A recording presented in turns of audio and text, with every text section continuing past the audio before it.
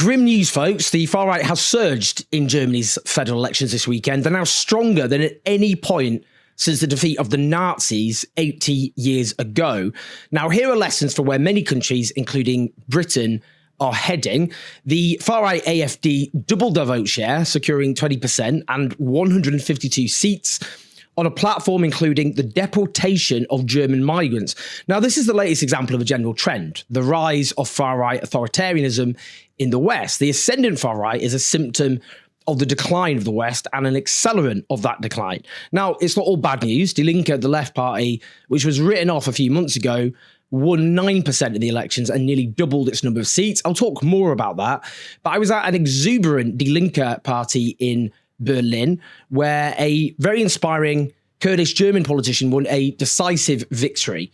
But overall, let's talk about it. The Conservative Christian Democratic Union came top, 29% of the vote, with 208 seats, while the Social Democrats, which headed the defeated governing coalition, had their worst result since the 19th century. Now, this is a story we're seeing all over Western Europe. Social Democrats abandoning social democracy, proving unable to protect the living standards and security of working class people. And the far right has offered their own answers to that your lives are difficult, not because of an economic system rigged in favour of elites, but because of migrants and refugees. Now, the AfD were particularly strong in Eastern Germany, where many working class people suffered the deindustrialization, which came with the restoration of capitalism, and resented the loss of security that then came to be. Now, the definition of working class used by pollsters is often too restrictive, but with that caveat, the AfD secured 38% of voters defined as working class, up from 21% last time, while the Social Democrats,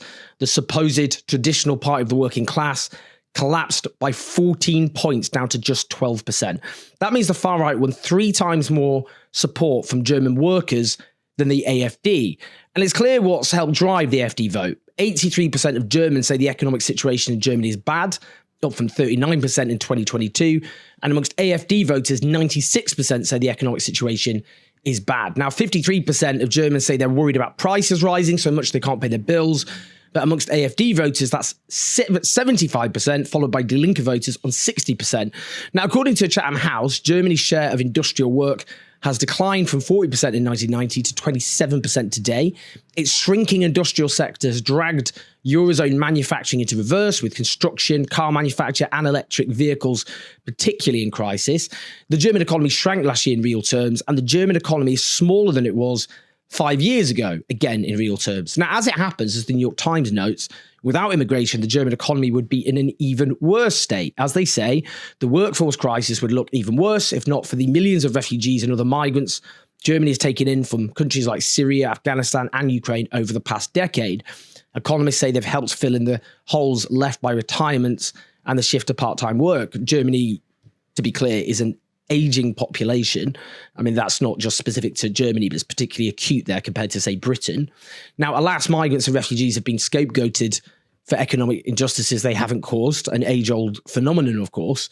Now, the triumphant CDU have ruled out a coalition with the AfD, instead likely to form a coalition with the shattered remains of the Social Democrats. But mirroring the trajectory of other so-called centre-right parties, the CDU has shifted rightwards from Angela Merkel, who, whilst being the driving force of imposing austerity with catastrophic consequences, particularly on the poorer states of the Eurozone, like Greece and Portugal, she brought 1 million or so refugees to Germany back in 2015. Now, the CDU has shifted towards anti-migrant politics, and the so-called firewall, which treats the far right as illegitimate and beyond the pale, has already begun to crumble. A few weeks ago, the CDU put a motion to the German parliament to turn away asylum seekers at the borders, which was then passed with the support of the far right, triggering thousands of Germans to take to the streets. Now, we can see this phenomenon across the West, mainstream parties adopting the rhetoric and policies of the far right. They think this will help the far right, it will keep the far right at bay. In practice, it legitimizes the far right. It shifts the political conversation onto the territory that suits them. The far right can always outbid the mainstream parties on anti-migrant politics and always be seen as more authentic in doing so. Now, we've seen this in France under the so-called centrist President Emmanuel Macron, where Marine Le Pen's far right have surged as he deployed that strategy. The Netherlands, where the far right now lead the governing party. Austria, where the Freedom Party now, in the last elections, I was there, came top. Now, Germany, of course, as well as this domestic situation, abroad has been a key facilitator of Israel's genocide. Germany has forced the Palestinian people to pay for the Holocaust, when the German state, with the active complicity of much of the German population, exterminated 6 million Jews, as well as millions of others. And I'm afraid the position on Gaza is bad across the board in Germany, with the Social Democrats and Greens legitimising the hideous war crimes being committed by Israel. But Die Linke has been bad on this as well. I saw graffiti around Berlin, such as "Free Palestine from German Guilt." Now, it's striking that this consensus holds in the political elite, but public opinion in Germany overwhelmingly opposes the genocide, but is not properly represented at all in politics. In any case, the first act of the next chancellor, the CDU leader, Friedrich Merz, is to invite Benjamin Netanyahu to Germany, stating it was an open challenge against the scandalous decision of the International Criminal Court to describe the Prime Minister as a war criminal. Now, just as a point of fact here, while Benjamin Netanyahu is clearly and transparently a war criminal, the ICC hasn't called him a war criminal. They've charged him with war crimes and crimes against humanity on the basis that he should be tried in a court of law to establish whether he is guilty, which he clearly is.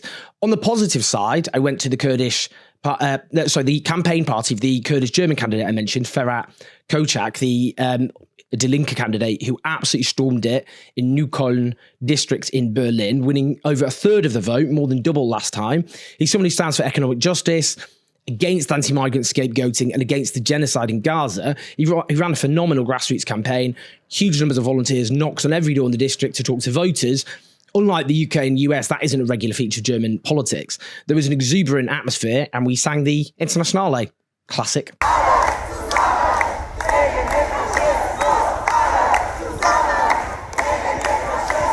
What is very striking is Die Linke came top amongst younger voters, but that was particularly driven by young women. Over a third of young women voted for Die Linke, but the AfD came top amongst young men, winning 25% compared to 15% for Die Linke. Now, this is not a phenomenon restricted to Germany, and I have to say it's increasingly clear that social media, like TikTok, has been a big driver of radicalising disaffected young men.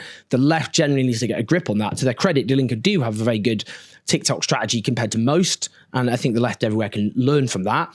There's another lesson from the election too. Die Linke was nearly destroyed by Sarah Wagenknecht, who used to be their co-leader. She increasingly broke with Die Linke over, for example, immigration, Ukraine and COVID, and then split altogether, forming her own party, blending social conservatism with left-wing economics. That led Die Linke to plummet in the polls, looking almost certain to get less than the 5% threshold to win seats in parliament. So while the 9% they got in the end doesn't sound huge, it has to be seen, obviously, in that context, with the hope that the explosion, particularly among younger women, is something to build on. In the end, Sarah Wagenknecht got just below the 5% needed to get into parliament. There's a lesson there. The common argument you hear is that if the left abandons what's called woke or identity politics, which means in practice defending the rights of women and minorities, it will flourish. But the fact that Sarah Wagenknecht failed and Die Linke actually surged in the polls after her faction left tells its own story.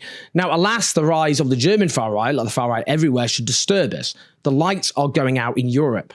In the US, there's an overtly far-right government. The stigma attached to far-right politics because of the genocidal war unleashed by Nazism and fascism in the 30s and 40s has gone.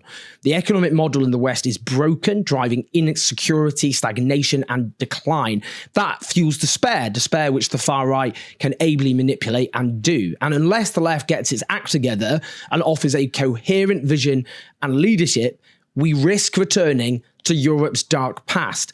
Already Hungary under Viktor Orban, whose leader has hailed the AfD, who returned the compliment, is no longer a democracy, and there's huge questions over the survival of US democracy. The left needs to offer a vision of a society where the wealth created by millions of workers goes to the workers themselves rather than rich elites, where the basic need of housing is met with security and affordability, where public services are world-class, where we invest in the future societies, like meeting the existential menace of the climate emergency by investing in new industries that create well-paid, secure jobs. But Germany's a major warning for the UK. Keir Starmer lauded the former SPD Chancellor Olaf Scholz, both of them politically quite similar. Reform UK here is already leading in some opinion polls, with its lead, of course, Nigel Farage. The risk of a government under Labour, I said New Labour there, Freudian slip, under Labour, which has no answers to a crisis-ridden country, is to pave the way for the radical right to take over. Germany, I'm afraid, shows us where we're heading. Please like and subscribe. Say hello to my cat. Leave your thoughts and comments. I'd love to hear. Help us as we expand using all the different social media platforms. Do follow us on those, but you can help us build the project further at patreon.com/OwenJones84 to build an alternative to our broken media. I'll speak to you in a bit.